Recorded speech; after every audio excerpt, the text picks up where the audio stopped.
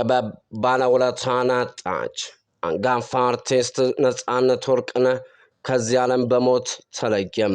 በኢትዮጵያ የፊልምና ቲያትር ጥበብ ውስጥ ጉልህ አሻራ ያሳረፈው አንጋፋ አርቲስት ነፃነት ወርቅነህ ከዚህ ዓለም በሞት መለየቱ ተሰምቷል።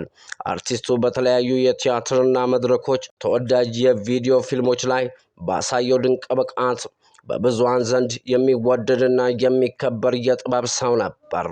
አርቲስቱ ህልፈት ተከትሎ የሙያ ባልደረቦቹና አድናቂዎቹ ጥልቅ የሆነ ሐዘናቸውን እየገለጹ ይገኛል።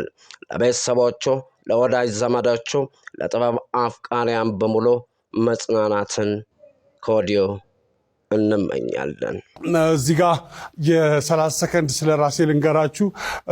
በተሰማችሁ ስሜት ሰዎች ብዙ ሰዎች ደውላችሁልኝ ነበረ። አመሰግናለሁ። ስለ እኔ ጤንነት ስለተጨነቃችሁ።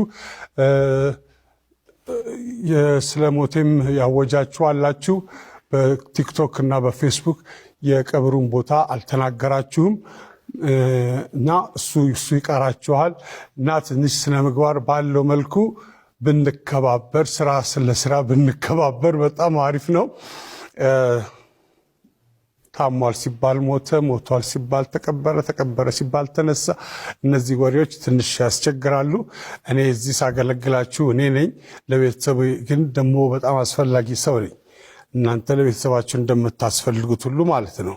ስለዚህ የምትጽፉትን ጽሑፍ አስቸጋሪ ሊሆን ስለሚችል ጥንቃቄ አድርጉ። ብቻ አመሰግናለሁ ስለሁላችሁ።